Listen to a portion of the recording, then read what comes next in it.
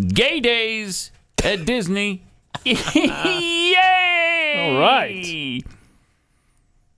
Mark Stegall and Robert Motz knew they made the right decision to travel to Florida when they spotted a sea of people wearing red T-shirts emblazoned with the words, "Say gay," in front of Disney World's Magic Kingdom. They're still doing this. They're still doing the "Don't Say Gay" bull crap.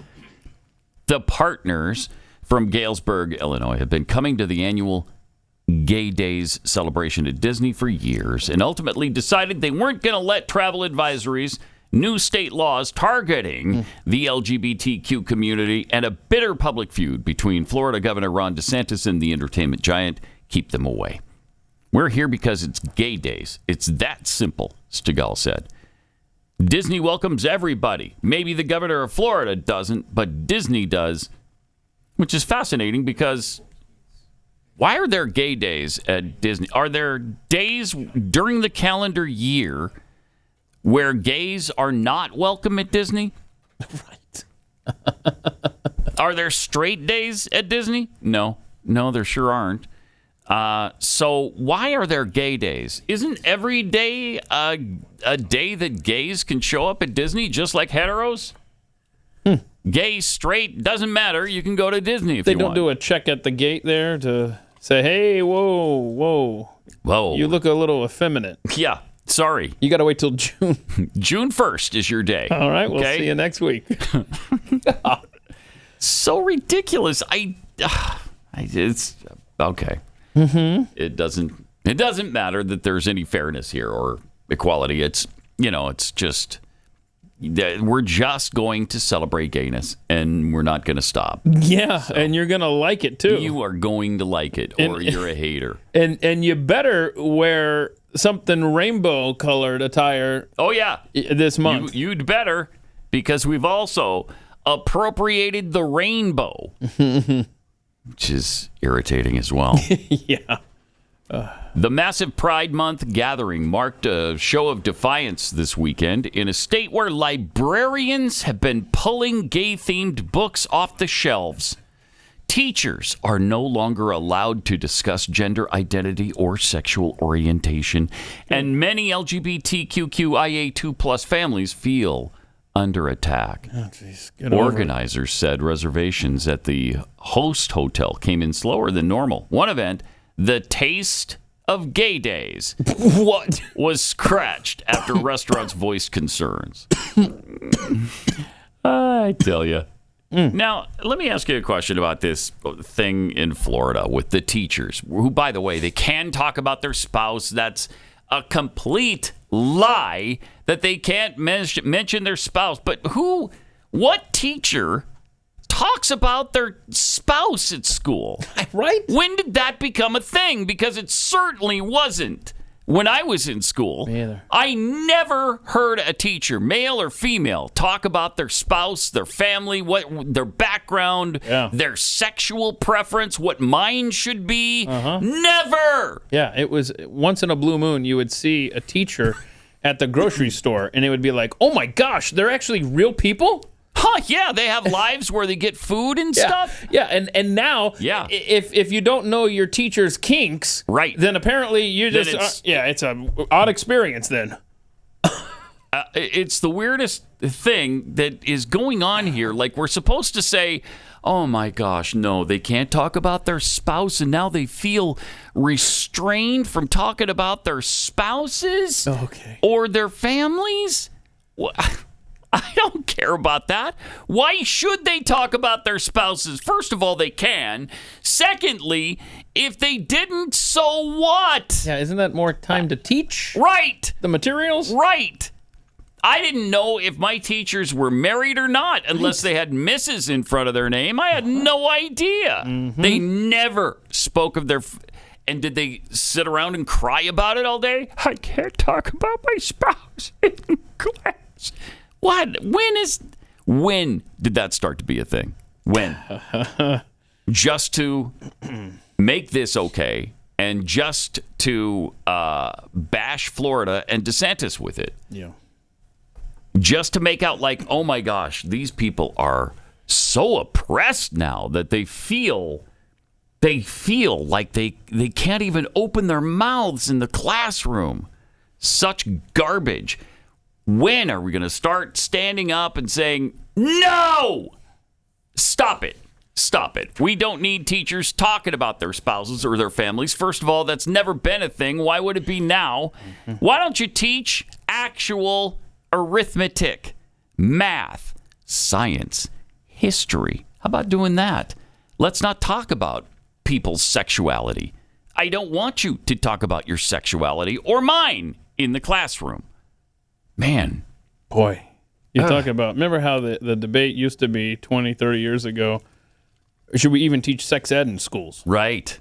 Yes. Like should we teach... Which I was against then. The biology, right? Yeah. We opened that door, and it's been kicked wide open to the point where you're going to know... you got teachers assigning sexual fantasies. Write about a sexual fantasy. People have been sending me this thing, and it's a teacher... I mean, this is so creepy. A teacher telling students to write a sexual fantasy... oh my gosh. It can involve, I'm not going to use all the words here, but he gives you like items to use. And you're like, what the hell? How is this what reality is this educational?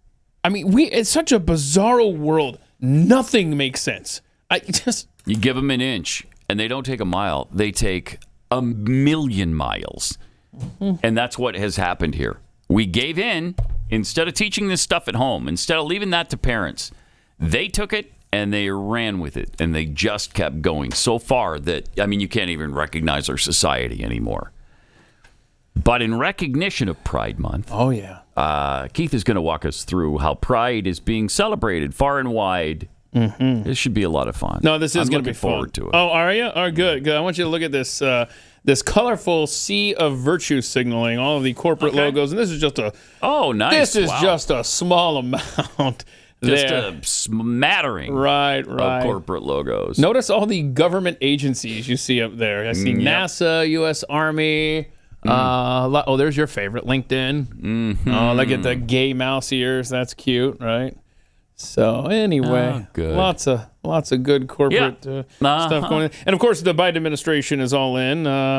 Here is the U.S. Department of Agriculture at rainbow. night.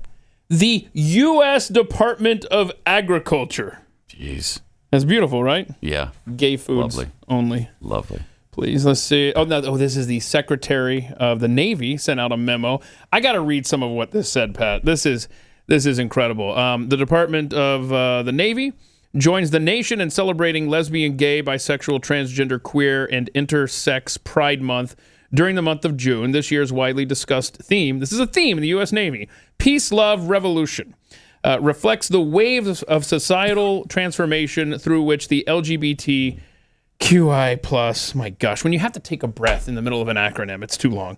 Community first found freedom and inherent pride, which they have further developed in the decades since. The memo goes on to praise former Lieutenant Junior Grade Harvey Milk, who, of course, had a ship named after him, so that was good. It talks about the 1969 Stonewall riots, offers a link to the, quote, cultural heritage and contributions of the LGBTQI plus community. Wonderful. To our nation, end quote. That's your U.S. Navy. Harvey Milk, by the way, his name came up at a California school board meeting just last week, and the guy he said, we shouldn't have Harvey Milk in the student textbooks.